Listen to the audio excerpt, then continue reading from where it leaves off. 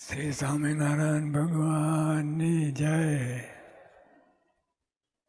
પ્રમુખ સ્વામી વાત કરે છે. શું વાત કરે છે? શાસ્ત્રીજી મહારાજનું વચન, શાસ્ત્રીજી મહારાજનું વચન કે યોગીજી મહારાજને રાજી કરવા. તેથી મને બીજો વિચાર આવ્યો નથી.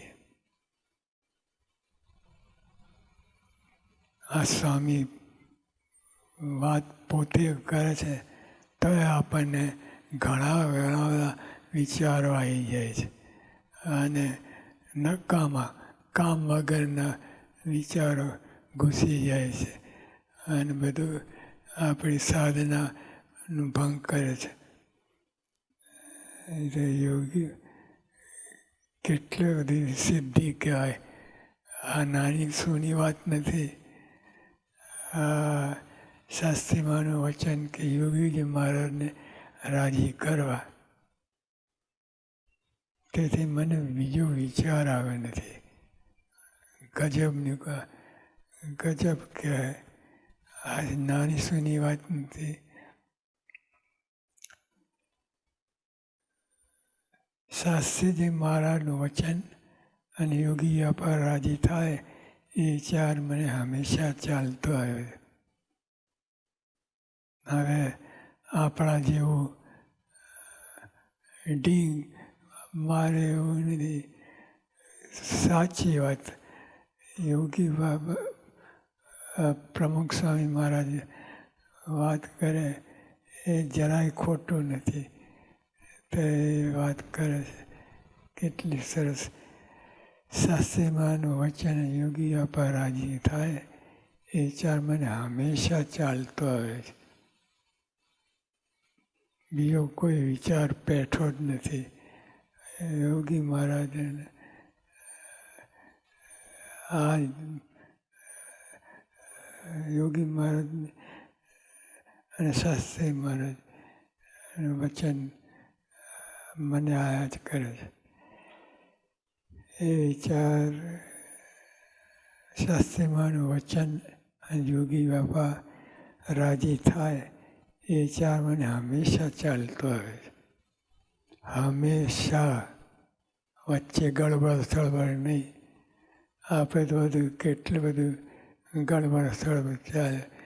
કેટલાય કંઈક વિચાર આવે અને ના કરવાનો વિચાર પણ આવી જાય.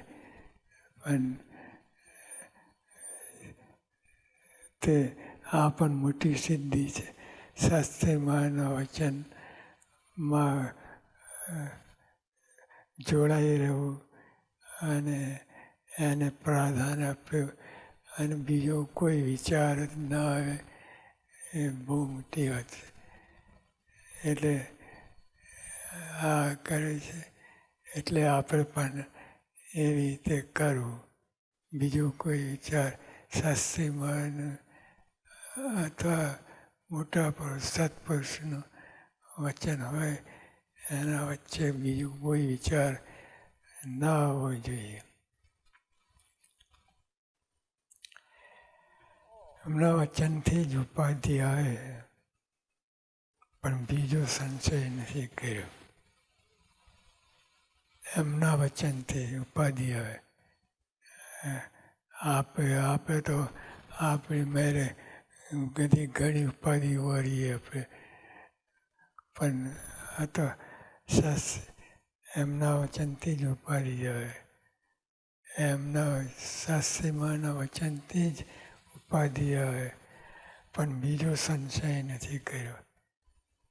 પણ લેશ માત્ર સંશય. આ બધું સામાન્ય વસ્તુ નથી. આ બધો વિચાર કરીએ, એક શબ્દ વિચાર કરીએ તો આ તો બહુ મોટી સિદ્ધિ. આ સત્પુરુષના લક્ષણ જ. એમના વચનથી જ ઉપાધિ આવે પણ બીજું સંશય નથી કર્યો. તેઓ જે સમય જે કરે છે એ સાચું છે. તેઓ જે સમય જે કરે છે એ સાચું છે. હવે સ્વામી ગપ્પાથી મારતા સ્વામીજી વાત કરે છે એ શબ્દે શબ્દ એમના જીવનમાં વણાઈ ગયું છે. એમના વચનથી જ ઉપાધિ આવે, પણ બીજો સંશય નથી. તેઓ જે સમય જે કરે છે એ સાચું છે. તેઓ જે સમય જે કરે છે એ સાચું છે. આ પણ વિશ્વાસ આવી રીતે દ્રઢપણે રહેવું એ પણ સત્પુરુષના જ લક્ષણ છે.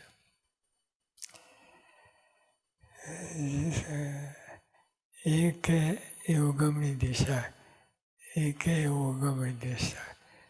રાઈટ, આપણે સાચે માર્ગે એકે એમ કરીએ તો સાચી દિશા પ્રાપ્ત થાય.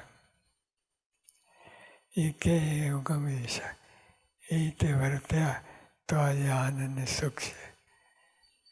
અને સ્વામી પોતે શાસ્ત્રીમાના વચન પ્રમાણે વર્ત્યા તો આજે આનંદ સુખ છે અને આનંદ.